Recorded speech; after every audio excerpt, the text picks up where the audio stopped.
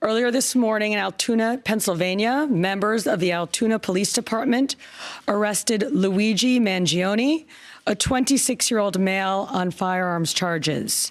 At this time, he is believed to be our person of interest in the brazen targeted murder of Brian Thompson, CEO of United Healthcare, last Wednesday in Midtown Manhattan.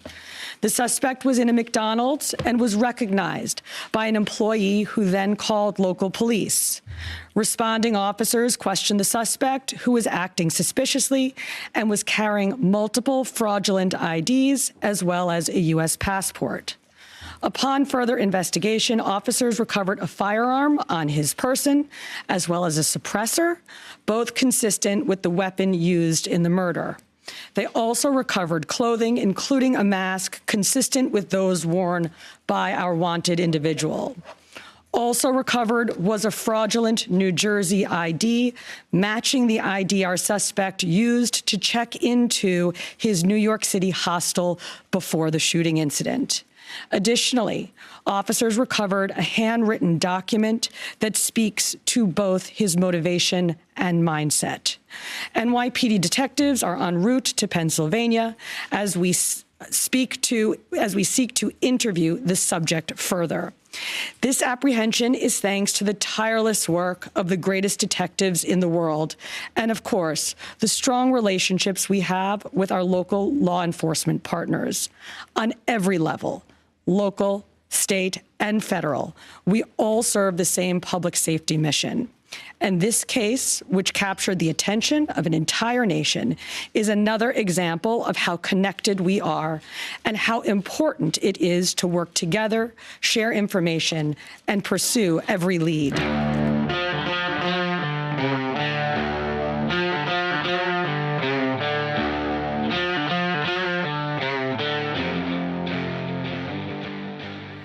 Hi everyone, welcome to another episode of Stand and Speak. This is Lad Dilgard. You can find us on X at Lad Dilgard, Ladilgard, or on YouTube at Stand and Speak. Our fact of the day is Luigi Mangione was just arrested in Pennsylvania for the murder of United Healthcare CEO Brian Thompson. He had a manifesto, I guess, that made him sound like an anti-capitalist, climate change kook, and he was speaking out against corporations and insurance. And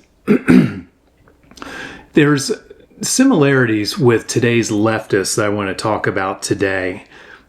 Just to go on a little bit more here, law enforcement sources stated that based on online activity reviewed, Mangione had expressed support for anti-capitalist and climate change causes while showing a deep disdain for the healthcare system in the country.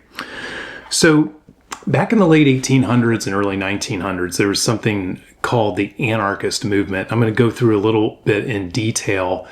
They were initially aligned with communists. They were both founded around the 1840s and 1850s by some privileged young people, intellectuals who disdained government, disdained wealth, disdained capitalism.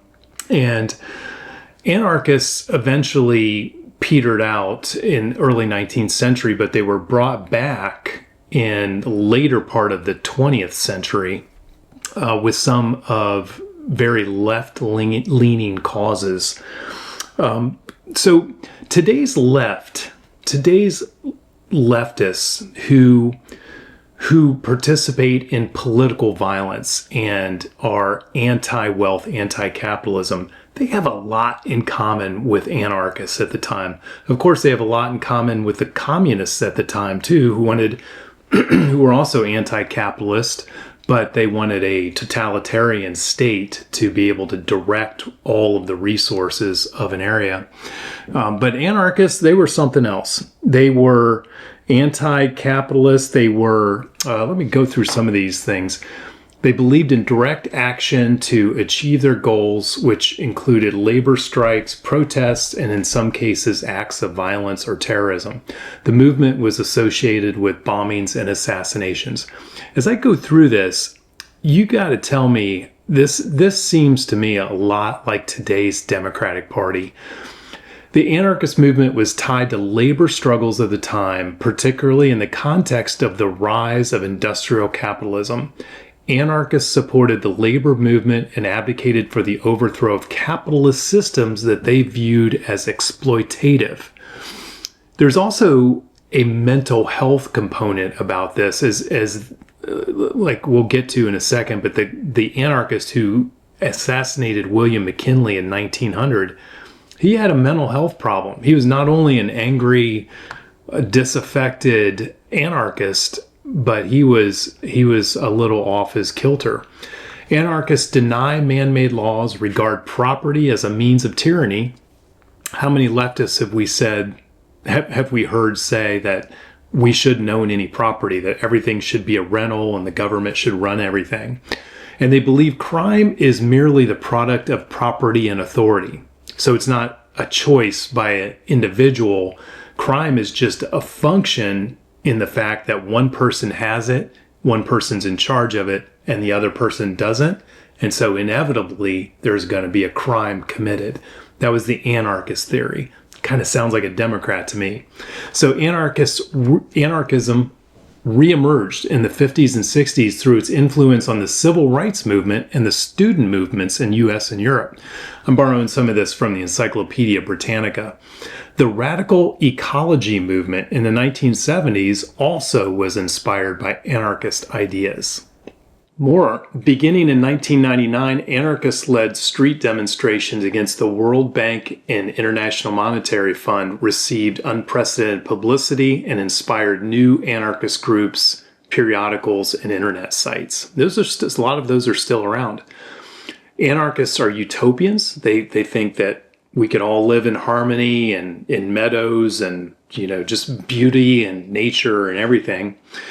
They advocate for mutual ownership of companies and banks. So there's a little bit of communism there. They advocate for no government, no leadership, as I said. And they were involved in a lot of subversive activities. So kind of like the FBI, the DOJ, the CIA, a lot of government agencies who actively tried to subvert the Trump administration, subvert Republicans, subvert elections. Anarchists were there first. So, as I said before, President William McKinley in 1901 was assassinated in Buffalo by an anarchist. And this guy, Leon Czolgosz, I think, Czolgosz, was an ardent follower of Emma Goldman, who was a lead anarchist, who was a little alarmed by how mentally unstable this guy was. He followed her around and made her uncomfortable, and she was a revolutionary. And she said that he had mental health issues and he was confused. So even he was a crazy among the crazies. So McKinley was regarded by the anarchists as a symbol of repression, and this guy Leon decided that it was his duty as an anarchist to kill him. That to me sounds like the two Trump assassination attempts, and all of the Trump rhetoric that we heard for the last 4 years is that 8 years, that it's our duty to take this guy out because he's going to be a repressive dictator and he's a tyrant, and it's my duty to shoot him in Butler, Pennsylvania, because how dangerous he was. And here's a couple of similarities with McKinley and the Trump administration, which I think is kind of interesting. McKinley had returned the nation to prosperity after the Panic of 1893, which was under a Democrat, Grover Cleveland. It was a very tough time. He had just won re-election for his second term, and McKinley was a strong advocate of tariffs. He passed the Dingley tariffs in his first year of office, but he had plans to negotiate reciprocal trade deals with other countries. It's not exactly relevant to this, but I thought it was kind of interesting that McKinley, he had the same outlook on trades and tariffs as Trump did. So Anarchists back then were sometimes aligned and sometimes in conflict with communists and Marxists. They wanted to achieve a lot of the same things, but they saw the end state differently. But they operated in the same way, which was violence as a tool to meet their objectives. And if we look back at the Soviet Union, East Germany, certainly Communist China, Pol Pot and the Khmer Rouge in Cambodia, and North Vietnam, North Korea, communist states, leftists, anarchists, they deploy violence to meet their political objectives. They pursue lawfare. They pursue assassinations. They will burn businesses down to the ground to meet their objectives. Let's go through some of these that we have witnessed, some leftist violence that we have witnessed here in the United States just in the last few years.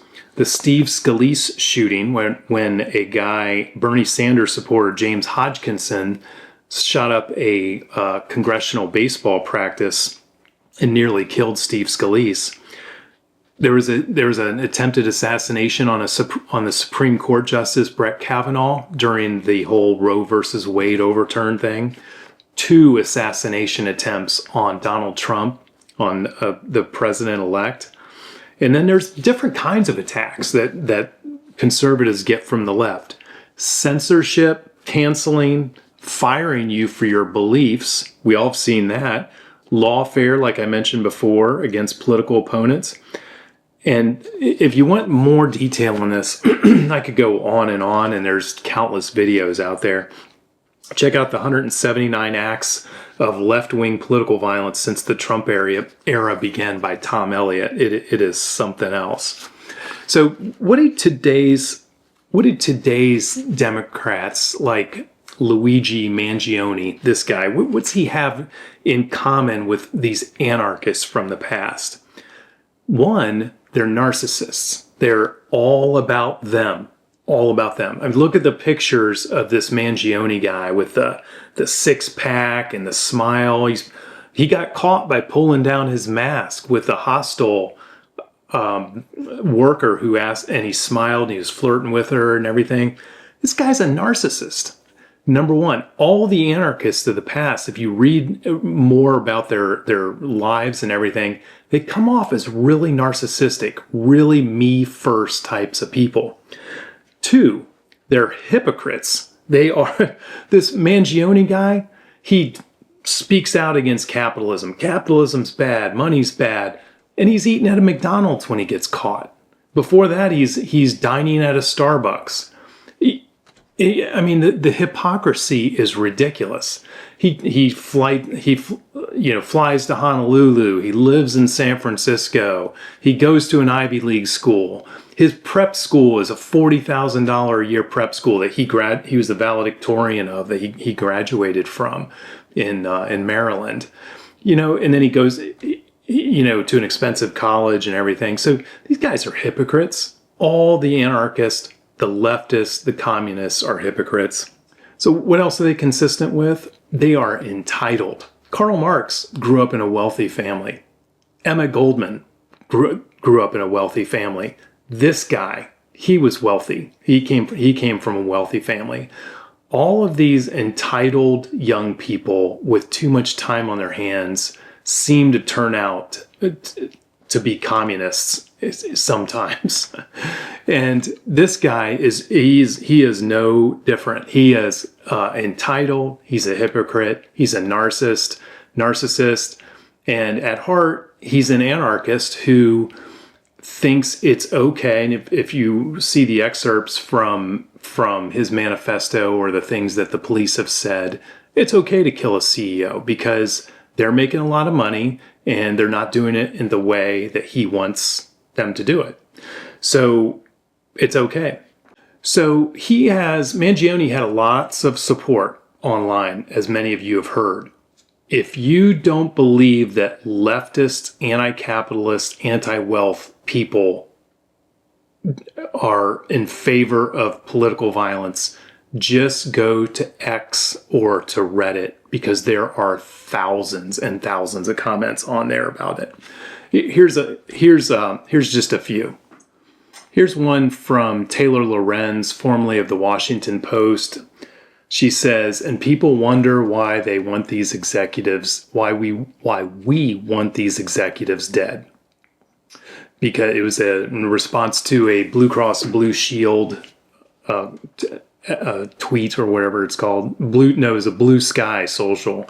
So she's advocating that it's okay to kill these people. Here's a couple more.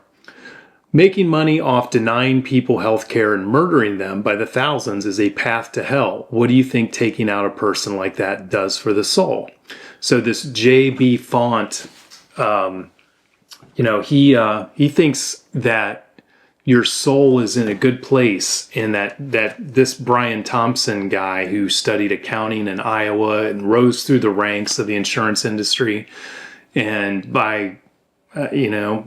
it seems that he did the best he could and was successful at it. So this guy, J.B. Font, he thinks that he belongs in hell. He belongs to be killed. Dusty Cross says, at least I'll be in good company. I'd bet smoking a couple dozen more would reform healthcare and would result in less loss of life than not reforming healthcare. So this guy, he thinks that if you kill Brian Thompson is killing, as CEO of UHC, he's killing so many people that he'll actually save lives by killing Brian Thompson. That's what this guy says. And you guys all know these are not rare. There are hundreds of thousands of these quotes, a lot of them with Ukraine flags and a lot of Kamala Harris supporters, and so on. Jack Spitz, he says, denying 30% of health insurance claims is a path to hell. So these quotes happen to be in Andrew Yang, who ran for the Democratic nomination a few years back for president. Andrew Yang was imploring his followers to not advocate for killing this CEO and not say it's a good thing. He's trying to bring us a level head to the leftist, anarchist, communists who follow him. And he said that if you advocate for killing somebody, this is a path to hell. And so these are all responses to it. Jack Spitz again says, denying 30% of health insurance claims, that's a path to hell.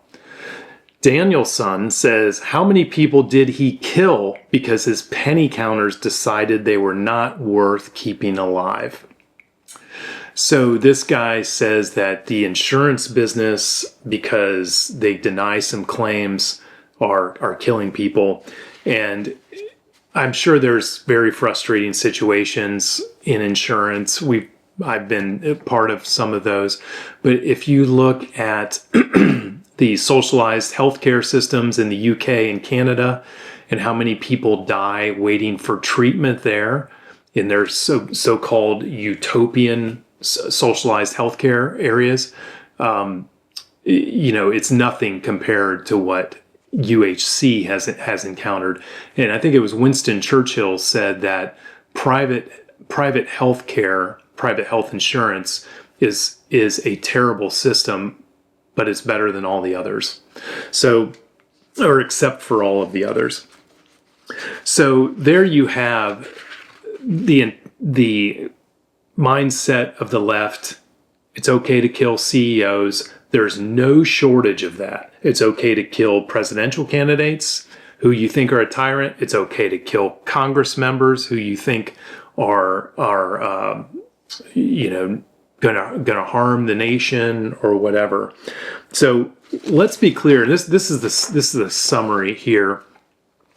The left is the party of violence. I would go as far to say that I would purchase a Glock, and if you and I are walking on the same street and it's dark out and you're a white male, you have to be white for this to count, okay? If you're a white male, even if you don't approach me, I will shoot you. Yeah, I know. So, has to be on the street, you and I. has to be at nighttime. During the day, not so much, but at nighttime, okay? And you have to have very white skin and be a male. There's no mistake about that. It always has been, from Karl Marx to East Germany to Pol Pot. And they all of those countries had to protect communism through violence and intimidation and lies and oppression, because their system is so bad and people get so poor that the only way that you can fight back against it is to intimidate, assassinate, kill, censor, and that's what they do. Luigi Mangione, he's just a tool of the left. And the other side has tried to do some gaslighting already by saying, he followed Tucker Carlson and he liked Elon Musk, this guy with 2 engineering degrees from the University of Pennsylvania from an Ivy League school. Nobody buys that. Nobody buys that his mentality isn't anti-capitalist and isn't on the far left. So the communists, the anarchists, anti-capitalist, pro-violence, they are led by a small group of well-educated activists and philosophers who encourage and take action on this violence.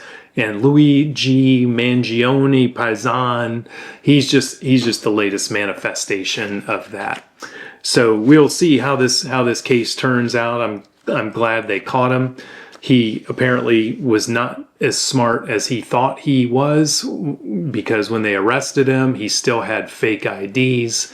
He still had the same gun and silencer that he had used to murder Brian Thompson on that dark morning in New York City. And he got himself caught. He thought he was going to be smarter than everybody else, but he made his first mistake by flirting with a hostile hostess there. So anyways, if you see something that you want to talk about, stand and speak. If you want to know more, if you want to talk more, put your name in the comments down below, or put your comments down there. Hit subscribe, share this with a couple of people, give us a thumbs up, and we will see you on the next episode. Thank you. This has been Lad Dilgard with Stand and Speak.